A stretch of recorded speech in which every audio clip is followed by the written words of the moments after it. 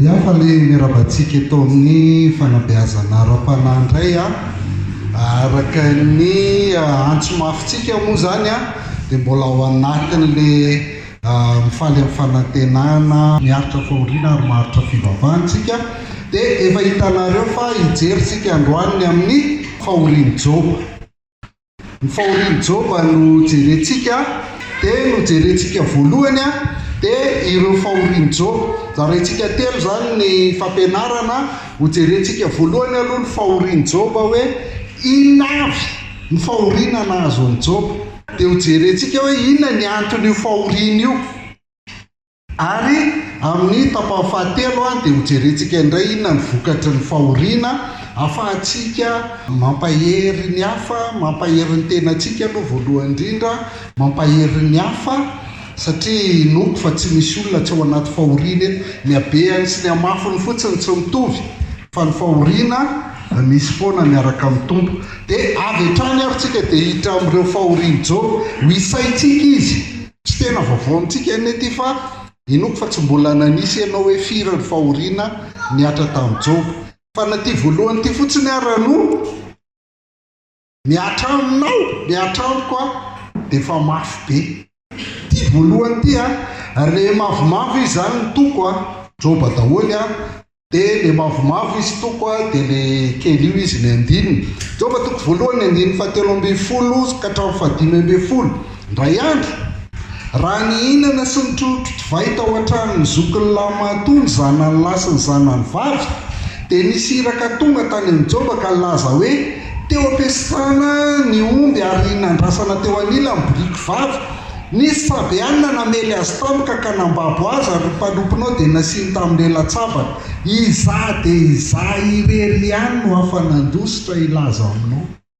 Ao anatin'iray andro zany potika maty sy lasa babo avokoa ny omby miasa sy ny ampondra vavy ny joba, ary ny mpanompony koa dia betsaka n'izay tany rehetrarehetra dia matin'ny melatsabatra. Zay ny voalohany. Na zay fotsiny ihany raha hoe misy ampahan'ny fanananao dia misy mpanomponao maty anatin'iray andro. Faharoa, raha mbola niteny izy, jereo tsara, tsy vita akory zany le fitantarany an'le teo raha mbola niteny izy dia nisy ray koa tonga nilaza hoe nilatsaka avy tany an-danitra ny afin'Andriamanitra ary nandoro ny ondry sy amanosy sy ny mpanompo ka nandevona azy. Iza dia iza irery ihany no hafa nandositra ilaza aminao. Teo omby sy biriky zao indray ondry amanosy, dia ny mpanompo koa moa zany misy maty foana ao anatiny. Fahatelo, 170 tsika zao, raha mbola niteny izy zany hoe tsy vita akory zany le fitantarana an'le ondry sy amanosy teo sy le mpanompo hoe za rery sisany avitra.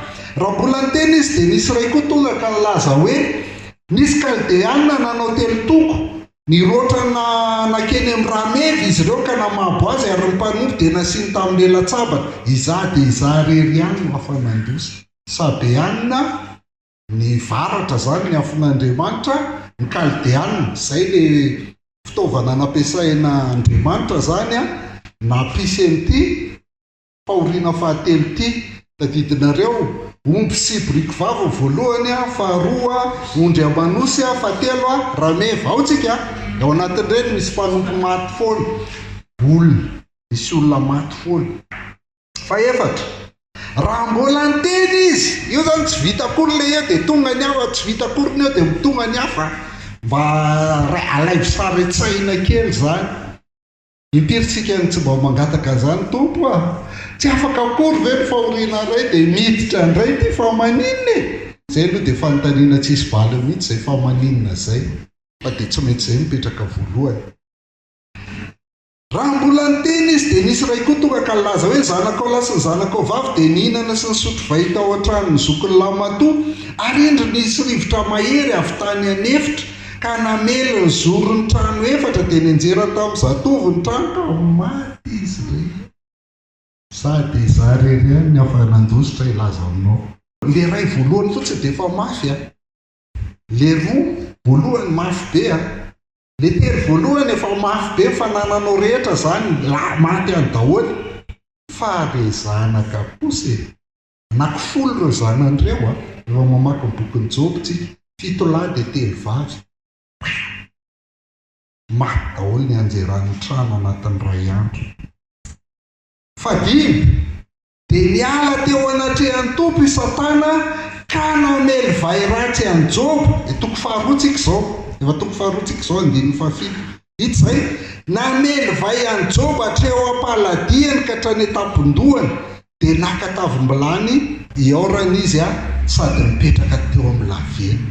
Mafy zany zanakao rehetra maty, fanananao rehetra very dia ianao feno vai hatrany tampon-doha ka hatrany am-palady, tavim-bilany no anotrotranao ny tena. Mafy sa fa mbola tsy vita.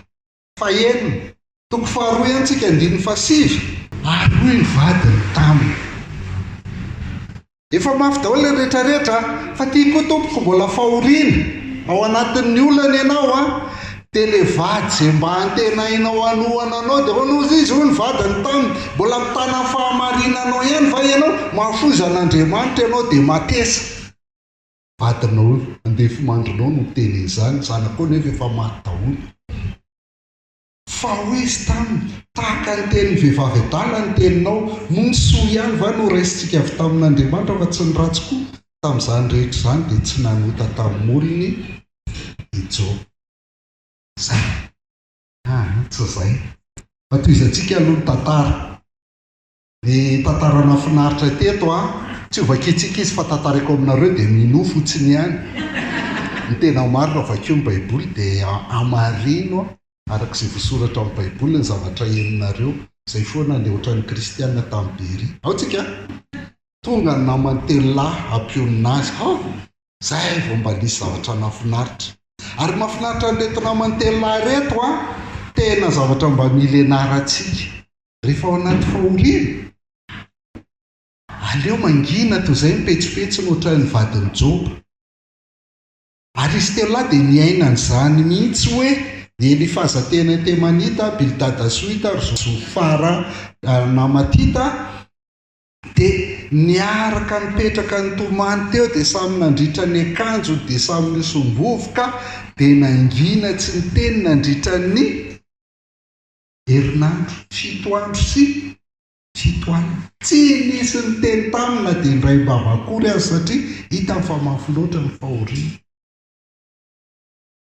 Zay mba tena nampahery manana namana tsara miara-mizaka amin'ny tsy voatery miteny. Ny isaky ny teny ary tsika dia vao maika makarary olona foana. Rehefa miteny ianao hoe maherezy tena mahery ahoana tsy any aminao moko ny leloka iteneny fotsiny hoe aisiny. Fa rehefa anao voa hainao tsara izany hoe tsy tianao mahainao izany. Fa rehefa ny hafa voa dia mafaingana foana vava hoe maherezy. Fa le miaraka aminy eo dia mangina eo zany tena fampaherezana tsara. Fa 3 dia tao aoriana izay toko 7 tsika izao. Rehefa afaka izany dia lobavy Job nanozina ny andro.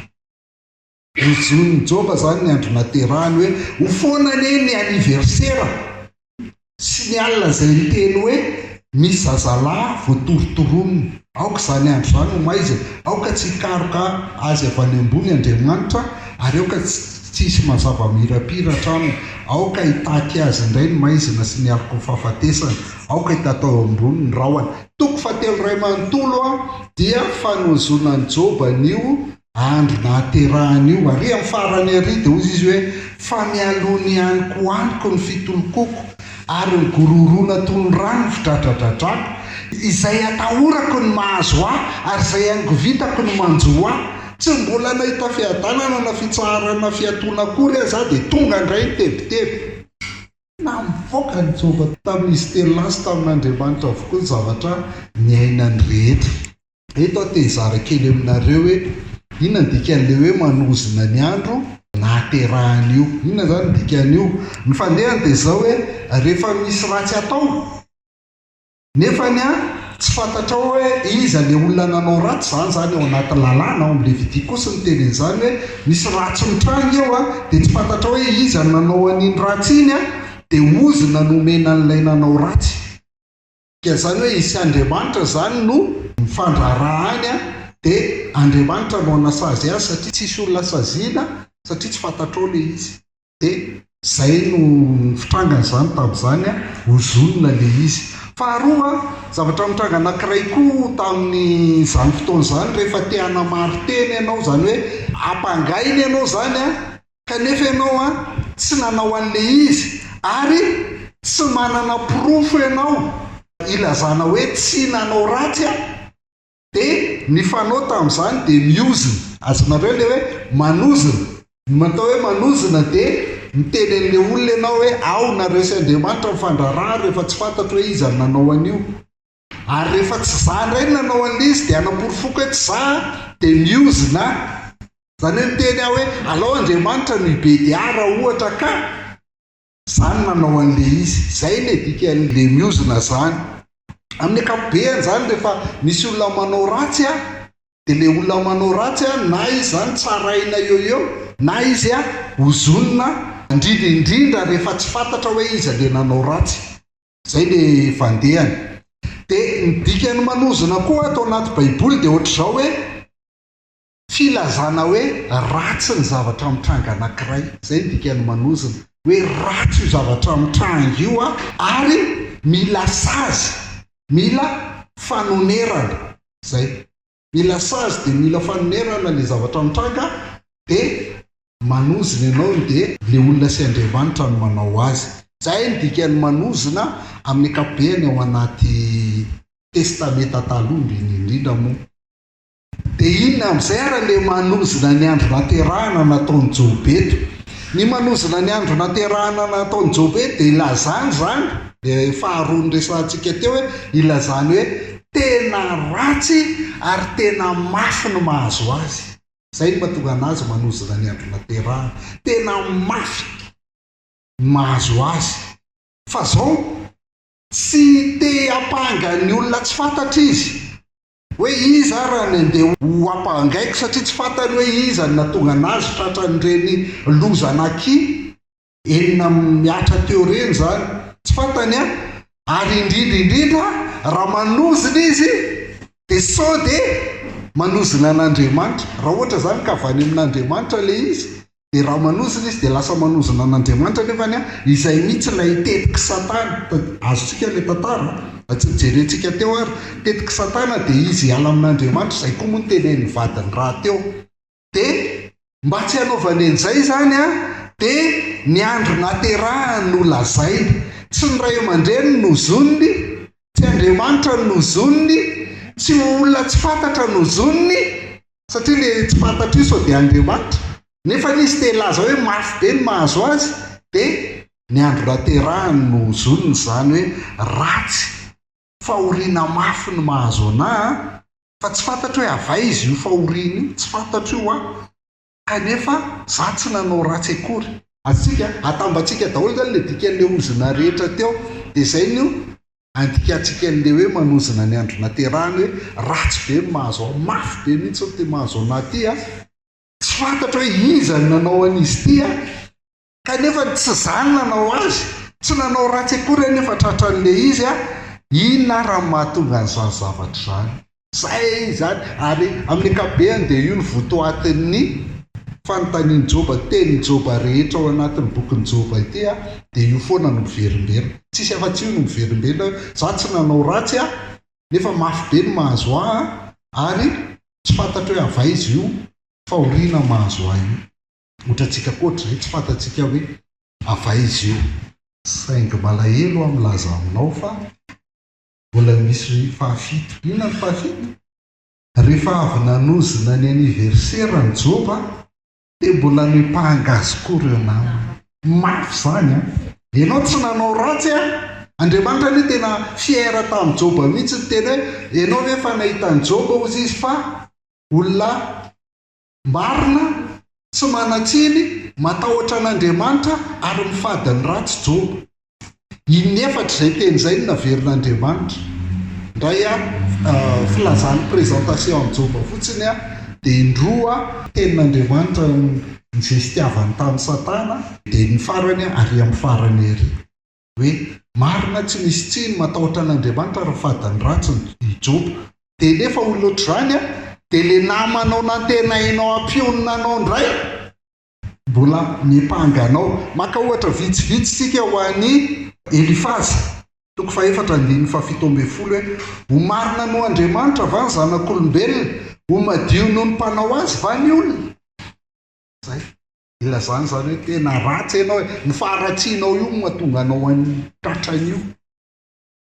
Dia i Bildada indray, indro Andriamanitra tsy hanary ny olona tsy mianatsiny ary tsy hitantana ny mpanao ratsy. Dikany matoa ianao ohatr'izao manatsiny ianao, mpanao ratsy ianao. Joba nefa ny tena mahazo antoka mihitsy hoe non, tsy zany fa reto manao hoe reto namany tena reto le mitovy amin'ilay mpitory filazantsara ny fahombiaza. Raha mandray an'i Jesosy ianao, raha mahatsara ny fifandraisanao amin'Andriamanitra, raha manam-pinoana ianao dia ho lasa mpanan-karena ianao, va daholo ny olanao rehetra, tsy marary tsony ianao, raha marary ianao dia sitrana avetrany sy ny rehetrarehetra. Fa tsy manam-pinoana ianao ary tsy manome an'Andriamanitra matoa ianao ohatr'izao. Mitovy amin'izay mihitsy izy telo reto. Dia ny Zofara 1:4 ka misy heloka ao an-tananao dia ario lavitra zany ary azy vela isy ratsy hitoetra ho anday ianao. Fa dia fimpangana ianao nanao ratsy ny natonga an'io ary izany zavatra izany mahazo antsika koa. Na dia efa miteny ary mpanompon'Andriamanitra hoe andalo sedra ianao dia misy kely ary devoly ny tena mpanao an'izany, mpiampanga zay ny dikany devoly, mpiampanga. Dia ny devoly ny tena mpanao an'izany hoe nanao ratsy ianao matotra hatramin'izao. Ianao moa le mametra-panontaniana foana hoe fa maninona, dia izy hoe anka ianao nanao ratsy ka ianao nanao an'izao. Dia izay zany. Avy eo zareo tena nitona ny Joba hibebaka mihitsy, tena fitaomana ny Joba hibebaka ity tompoko. Efa nanao toriteny momba an'ity any anaty Facebook any ary tiantsika tsara. Mifankazara mitsitohy ianao dia hiadana. Izany no atafaverina ny fahasambarana aminao. Baiboly fa protestanta fantsiana faheno izy milaza an'izany. Izay mihitsy ny hevitra midika ny teny io hoe izany no atafaverina ny fahasambarana aminao. Ny amin'ny mahazatra antsika dia hoe mifankazara mitsitohy ianao dia hiadana, izany ny havian'ny soa aminao. Fa ilay izy hoe rehefa mifankazatra mitsitohy ianao miadana, io marina io, manam-piadanana tsika. Fa na dia misy problème ary tsika manam-piadanana foana miaraka amin'ny tompo. Ary Joba nanana an'izany. Ny olana reto namany reto manakorotana ny saina, fa izy nanam-piadanana foana. Hitantsika eo izy rehefa avy eo dia ny fahasambarana koa mipetraka foana. Ny olona voavela heloka sy tsy sain'i Jehovah heloka ny atao hoe sambatra. Etsika Salamo 4:30 sambatra ny olona izay voavela ny heriny sy voasarona ny fahotany, sambatra ny olona izay tsy sain'i Jehovah heloka. Izany ny atao hoe sambatra. Fa tsy ny olona mpanan-karena na ny olona milamina ny fiainany akory.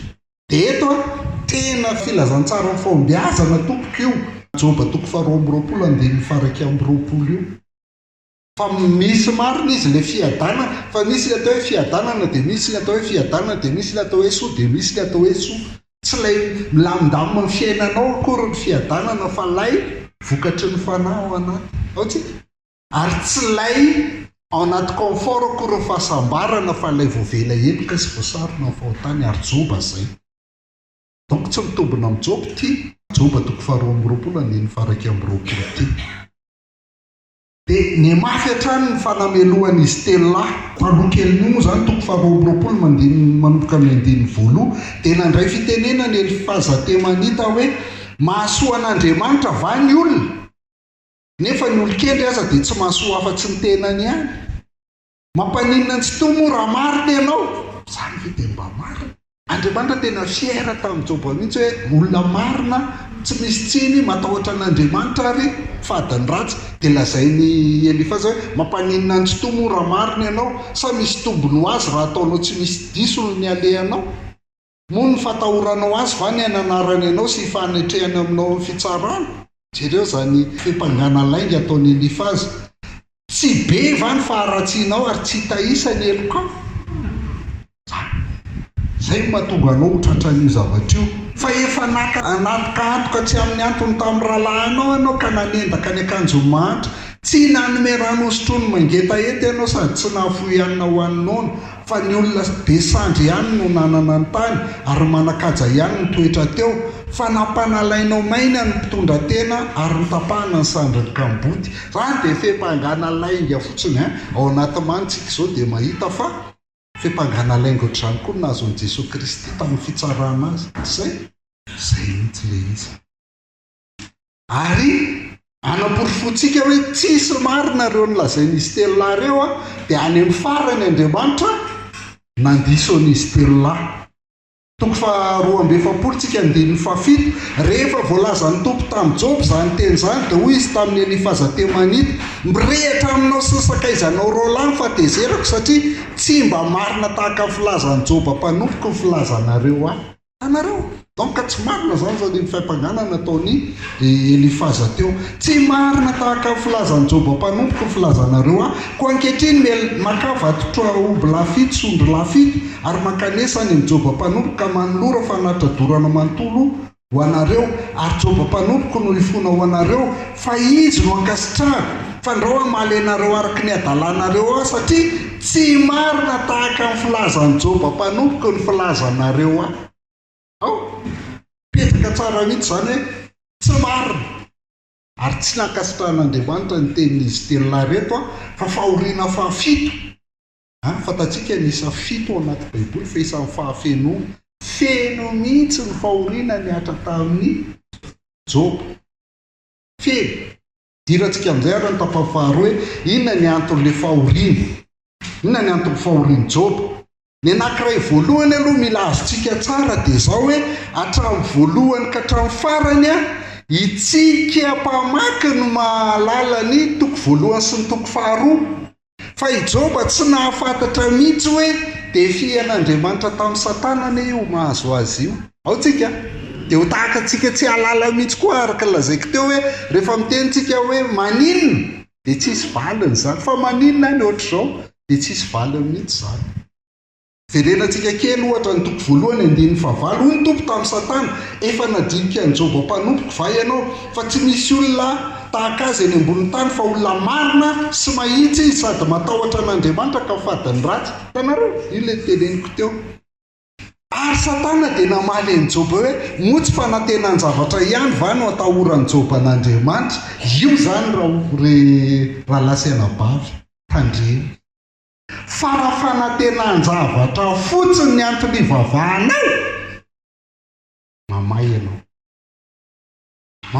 ary fantatry ny devoly tsara zany hoe te azo olozao fotsiny na te azo olozao fotsiny mody ivavahany io mba azahoany io an'izao na azahoany io any aniny mamay ianao fantatry ny devoly zany motsy fanantenany zavatra ihany va ny atahoran'ny Job an'Andriamanitra tsy anaovany nanao manodidina azy manodidina ny tranony ary manodidina izay ananany rehetra notahinao ny asan'ny tanany ka manenika ny tany ny mba manondrona fa atsory eny ny tananao ka tendreo izay ananany rehetra raha tsy andahanao io masonao azy izy raha vo fanantenany zavatra ny ataonao kitian'Andriamanitra aminao ny zavatra tena hainao io mbola hitoetra ho aminy venao sa tsy hitoetra izy ve ny tianao ilay maty ho anao teo amin'ny hazo fijaliana ve ny tianao sa ilay zavatra omeny anao fa raha ilay zavatra omeny anao dia azony alaina ao anatin'ny ray mpimaso dia hoy ny tompo tamin'ny Satana indro ao tananao izay ananany rehetra fa ny tenany ihany no azakasiana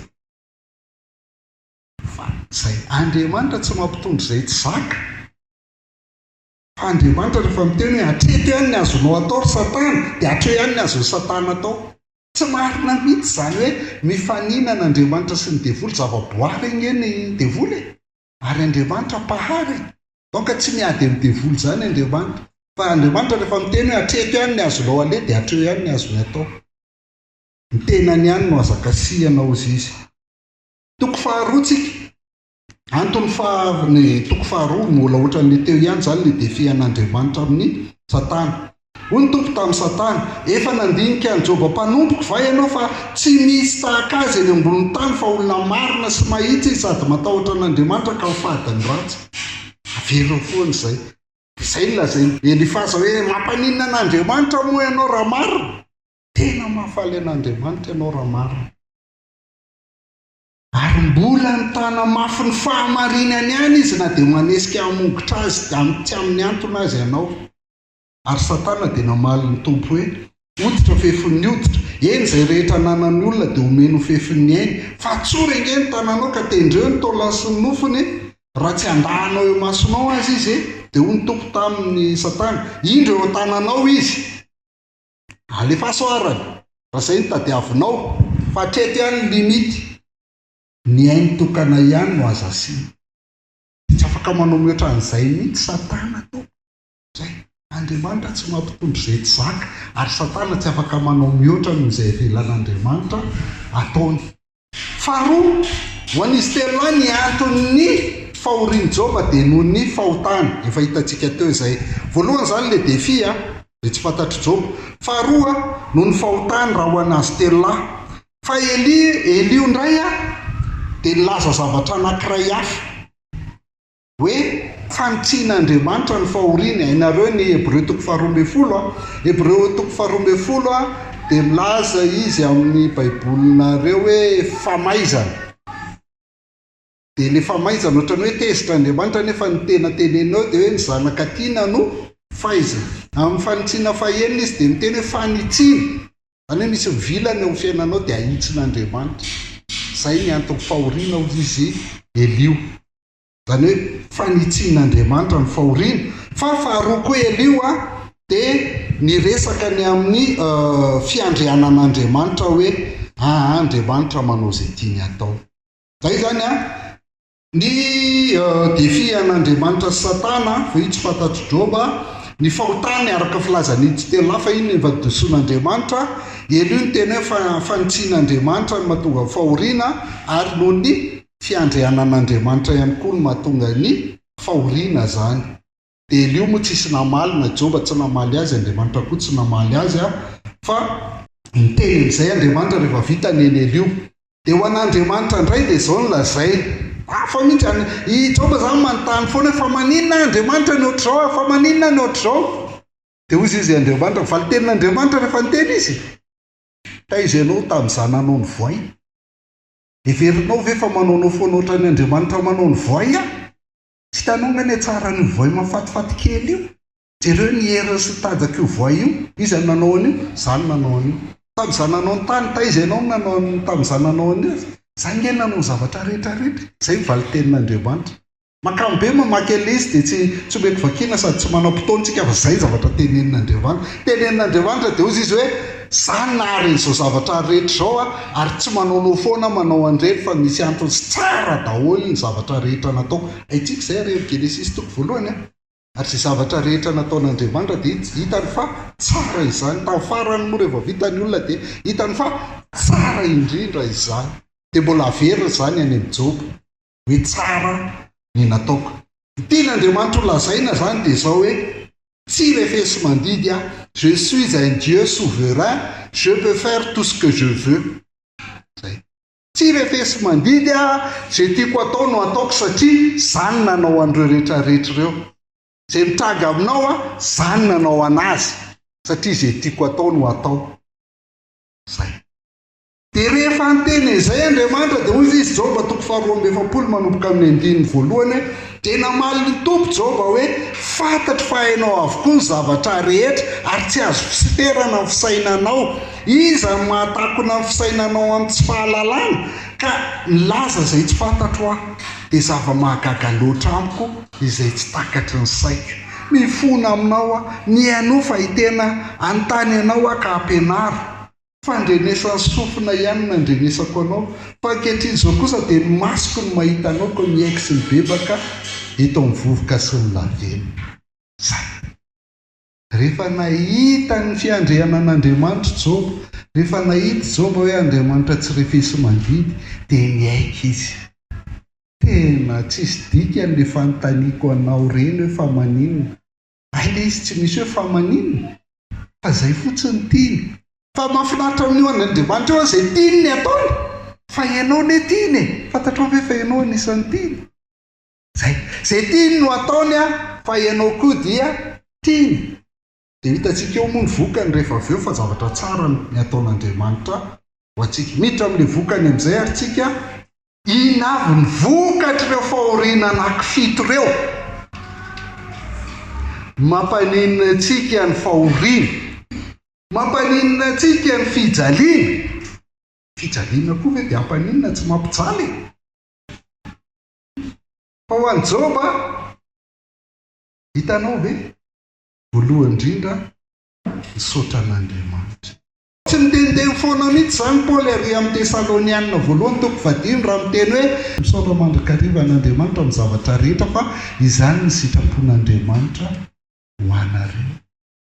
Fa efa hita amin'ny Paoly fa efa tany amin'ny soratra masina dia misy olona na hiara-ny fahoriana mafy takin'inona ary izy dia mbola mahay misaotra an'Andriamanitra. Dia jereo tsara nge haitsika tsara ny izay tsy mahay ny Salamo 7:1 misaoran'i Jehovah ary fanahiko ary izay rehetra atao anatiko misaora ny anaran'ny masina, misaoran'i Jehovah ary fanahiko ary fa misy ny atao hoe fitahiana dia misy ny atao hoe fitahiana. Mieritreretintsika zany ny fitehiny rehetra dia le ianao nahazo vola, ianao nahazo vady, ianao nahazo an'izao sy nahazo an'izao. Fa tsy azontsika hoe ianao nahazo sedra io koa ny ka fitahiny. Fitahiny io ary izay nampisaotra ny Joba hozy izy eo amin'ny toko voalohany 9:20 dia nitsanga ny Joba ka nandritra ny akanjobeany ary nanaratra ny lohany dia nikarapoka tamin'ny tany. Ireo rehetra ireo dia profeta tena mafy tamin'ny Joba ny zavatra nitranga taminy, fa tsy hoe moramora koa, tena mafy taminy matoa izy nanala ny akanjobeany, nanaratra ny lohany, nikarapoka tamin'ny tany sady niteny hoe mitanjaka ny voahako avy tany an-kiboneny dia mitanjaka ny iverenako any. Ny tompony nanome ary ny tompony nanaisitra.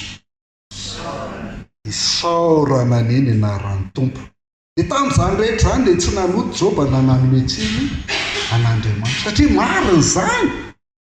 mariny izany fa na zanaka mpanankarena be tahaka n'inona ary io tsy misy zazakely mivoaka dia mitondra boloza mikoira avy ny kibondreniny izany, tanjaka daholy ary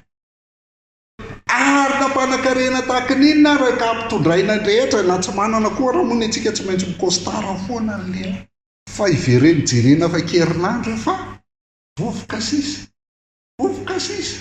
tsisy dikany. Tsy fanananao mihitsy ny mamaritra ny mahenao anao ny soratra masina. Fa nitanjaka ny voantsika avy any an-kiboneny dia tanjaka ny iverenantsika ary. Fa ny mahatsara ny Joba Andriamanitra faly tamin'ny mihitsiny hoe ny filazanareo dia tsy marina tahaka ny filazan'ny Joba fa ny filazan'ny Joba dia marina hoe Jehovah no nanome ary Jehovah no manaisy. Inona zavatra eo amin'ny fiainanao ka azonao dia tsy niherinao na nitanjakao no nazahoanao an'izany. Ary raha mbola porofonao fa niherinao sy nitanjakao dia anontaniako aminao fiza moa no nanome io hery sy tanjaka io. Raha alain'Andriamanitra aminao androany alina nga ny fofinainao dia mbola manana hery sy tanjaka ianao. Avany amin'ny daholo izany. Ary raha nisy zavatra tsy hita eo aminao tamin'ny lahady mihitsy ny tonga ny anabaviko dia miaraka amin'ny zanak'anabaviko amin'ny 7 maraina dia hianatra zazavavy efa any amin'ny université izy, matanjaka tsara, salama tsara, natory tsara alina fa dia lasa natoro ho azy hono izy teny ambony bus, tsy azo mihitsy ny nahazo azy fa dia natoro ho azy izy.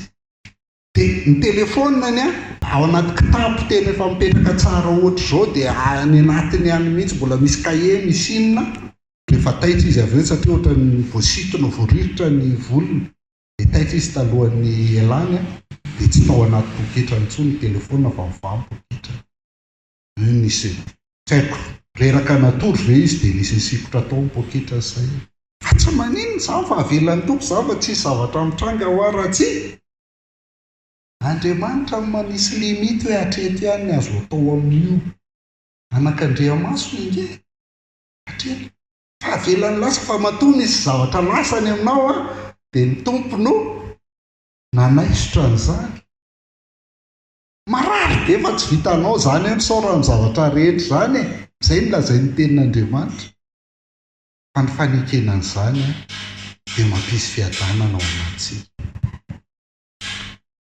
zany le izy a tamin'izany rehetra zany dia tsy nanoty Joba nananometreny an'Andriamanitra satria raha miakatra kely ery aloha erytsika dia hitantsika averiko tsara le izy hoe fantatry ny devoly tsara hoe moa tsy fanantenany zavatra ihany va ny atahoran'ny Joba an'Andriamanitra, fantatry ny devoly ny akamaroan'ny olona matahotra an'Andriamanitra, zay ny antony. Fa ny Joba tsy zay ny antony. Zay mahatonga ny Joba hoe raha misy lasa raha fananany a dia mbola misaotra an'Andriamanitra.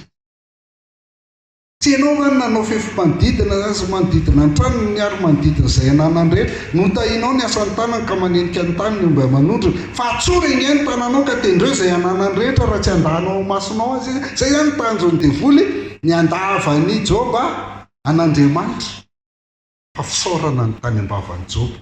Tsy vitan'izay fa rehefa niatra taminy koa ny vai rehetrarehetra ary mbola zay le faefatra fadimy dia ny fahenina koa le vadiny mbola nanaratsy azy.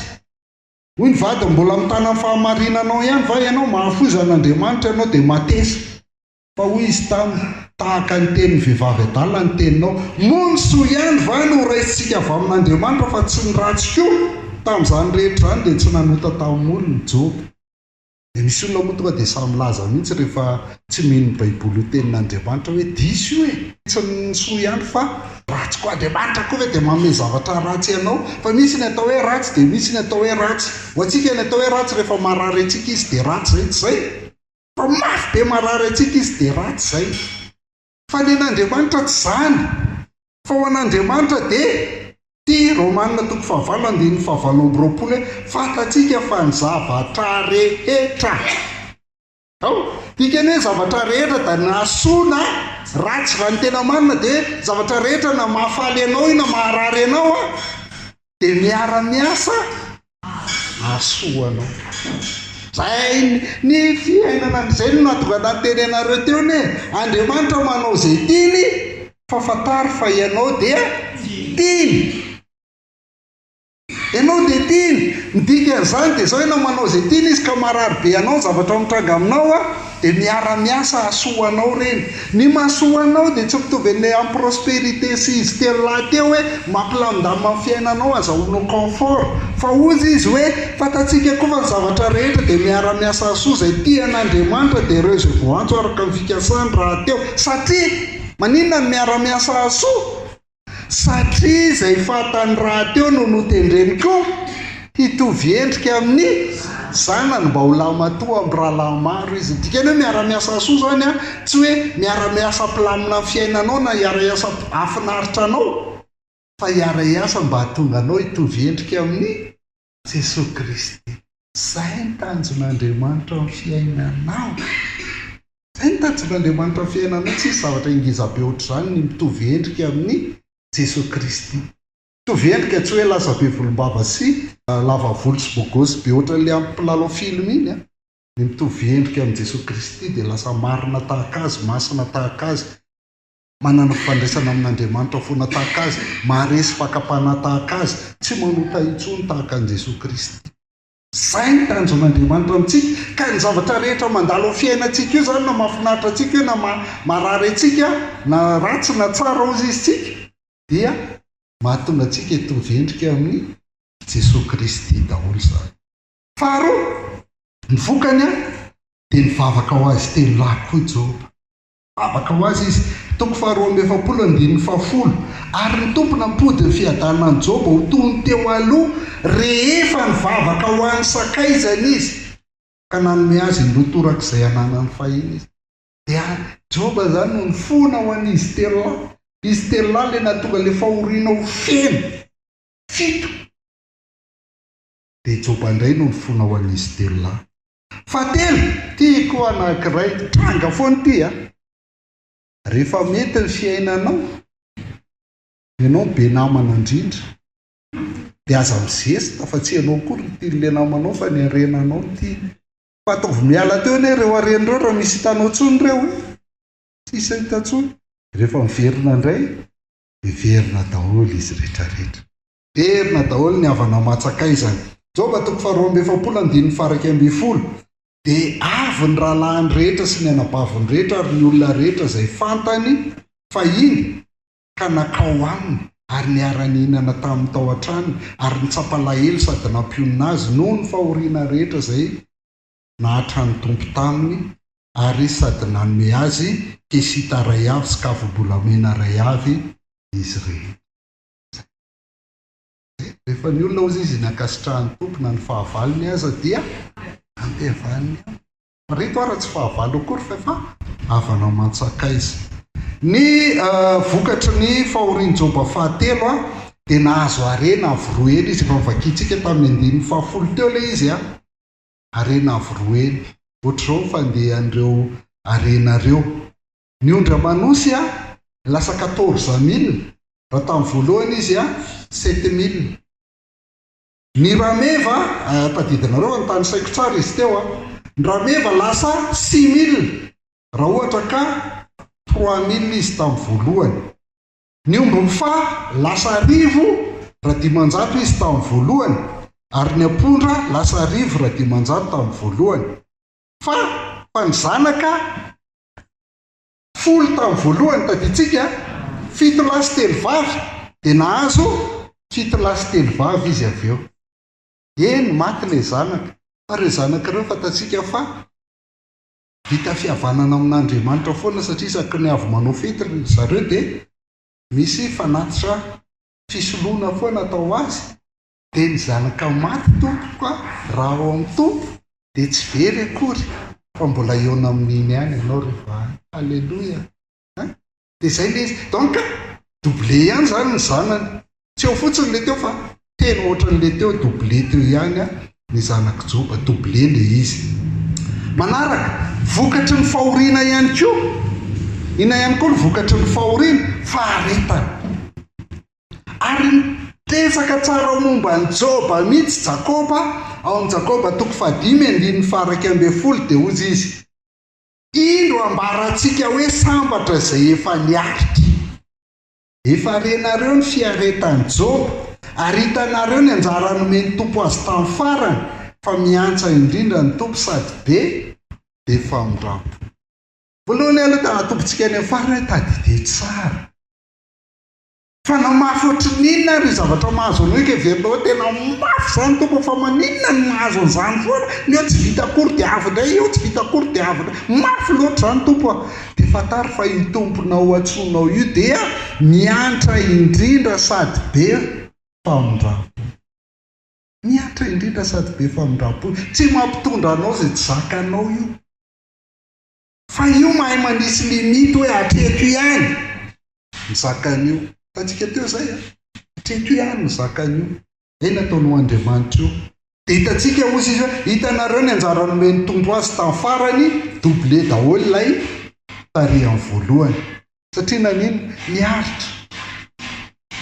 miaritra fahoriana izay mihitsy le Romain 12:12 miareta amin'ny fahoriana. Dia ozy izy hoe sambatra izay efa niaritra zany ny atao hoe fahasambarana tsy hoe sambatra izay mahazo confort foana fa zany nampisaiko bolasitra ny Asafa nahita ny fahombiazan'ny ratsy fanahy miadana loatra ozy izy ny ratsy fanahy ka namaty ary izy dia mbola misy kosain ihany ny cercueil tenao tonga dia baravarana dia vato rehefa avy eo.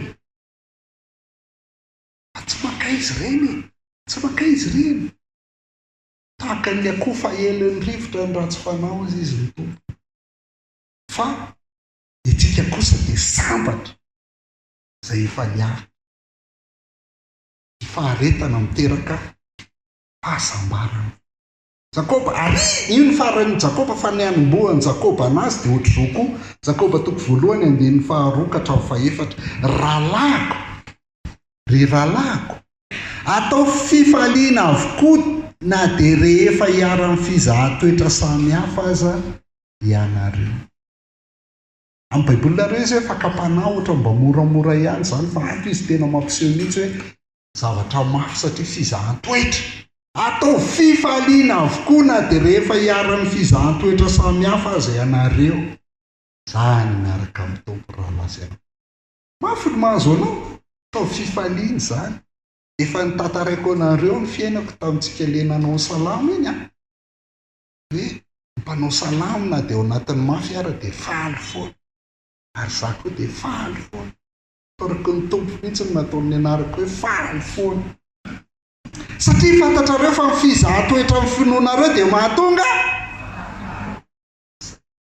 io mihitsy ny ampianarin'ny tompo anao ny faharetana ane tena mariky ny maha-olon-dehibe ny ankizy tsy manam-paharetana izany raha ohatra zao zao ny ankizy dia efa lasa nitsagatsagana nandeha dia teo dia mitikodina teo raha nitondra ankizy nareo dia fa neny anona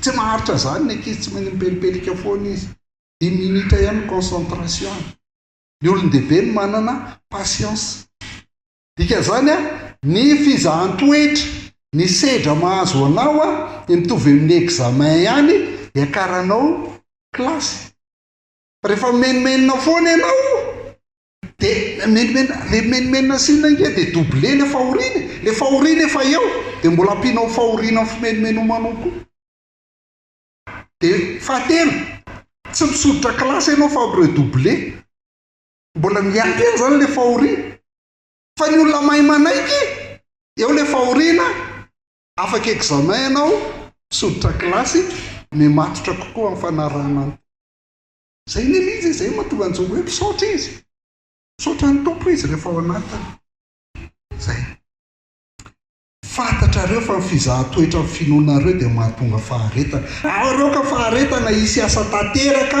mba ho tanteraka sy ny tonga ohatra ianareo ka tsy hisy tsy ampina amin'inona na amin'iny lasa mahavita manao asa tsara tsika mbola iverenantsika rehefa avy eo Paoly koa miteny izany lasa mahavita manao asa tsara tsika dia tsy orin-java-tsoa na inona na inona Jehovah ny mpiandry ahy tsy manan-java-mahory ahy tsy hoe manana ny arena rehetra na Elon Musk raha tsy manana ny arena rehetra tsisy manana an'izany fa tsy orin-java-tsoa tsy anana ny tsy ampy fa zay ilainao a dia omeny tompo anao ary marina foana izany marina fa matetika sika zavatra tsy ilaintsika no angatantsika aminy satria ianona manana dia meo koa fa matoa iny tsy meny tompo anao dia tsy ilainao iny izany fa ny olona miaraka amin'ny tompo manao asa tsara manam-paharetana naharitra tamin'ny fizahan-toetra dia tsy hisy tsy ampina amin'inona na amin'inona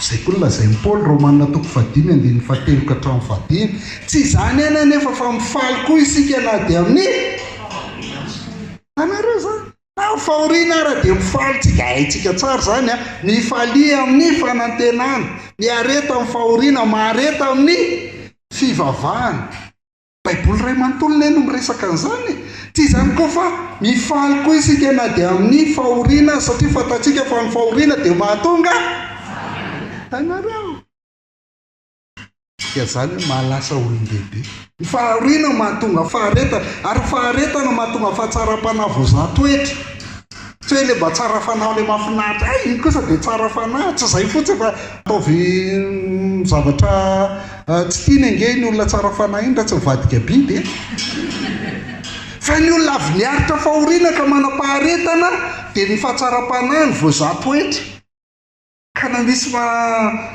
manao tsy mety aminy ara dia mbola mijanona foana ny fahatsara-panahy ary fahatsara-panahy voza-toetra dia mahatonga fanantenana ary fanantenana dia tsy mba mahamenatra satria ny fitiavan'Andriamanitra dia nampidiny eo am-pontsika tamin'ny alalan'ny fanahy masina izay nomena antsika ndao hiarahantsika mamaky mafy ty efa haintsika tsara tokony hoe tsy vakiana tsony raha fa tonga dia tenenina fotsiny Romains 12:12 satria io zavatra niresantsika hitantsika tao amin'ny Joba teo na ny fifaliana na ny fiaretana na ny faharetana na ny fanantenana na ny fahoriana na ny fivavahana tsy hitantsika tao amin'ny bokin'ny Joba va izany ary hita ao amin'ny fiainantsika va izany ndao arany isa 2:3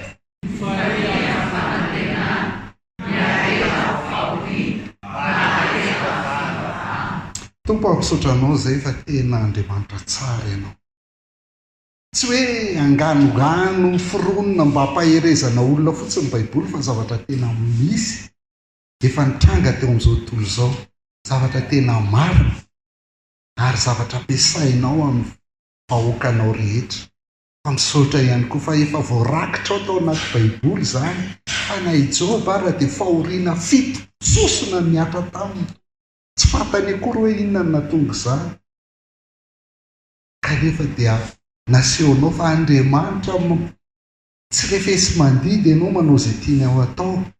Fa misaotra fa tahaka ny tiavanao an'i Joba ary mihoatra izany ary ny tiavanao anay, satria izany nanomezanao an'i Jesosy Kristy hijaly hiara amin'ny fahoriana maty eo amin'ny hazo fijaliana mba hitondra ny fahotanay ary hamela ny elokay mba hahatonga anay hanana fahasambarana, satria sambatra ny olona izay voavela ny elony sy voasarona ny fahotany, sambatra ny olona izay tsy isain'i Jehova ilo. Misaotra ny fahasambarana menao anay Tompo, ary tehirizo aty anatinay izany fahasambarana fifaliana fiadanan'izany na inona mitranga amin'ny fiainanay, satria fantatra efa tsy amin'ny alalan'ny zavatra anananay ny hanomezanao anay fahasambarana fa vokatry ny fanahy aty anatinay izany. Apio ho tia sy andinika foana ny teninao izahay ary jery hibanjina an'i Jesosy Kristy mba hahatonga anay hitovy endrika aminy na inona zavatra lalovanay na ny soa na ny ratsy. Dia ny fiainanay rehetra ankinonay eo am-pelatananao dia ny fiainanay rehetra ihany koa mba tsy ho pasika mandalo fotsiny ny amin'ny fa tena ahitanay hoe sarobidy ny famonjena narotsaka ho anay, namonjena ho anay.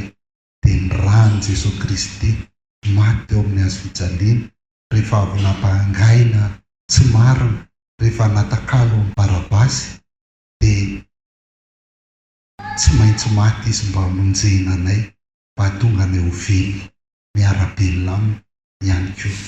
Voninahitra manao irery ihany Tompo amin'ny anaran'i Kristy. Amen.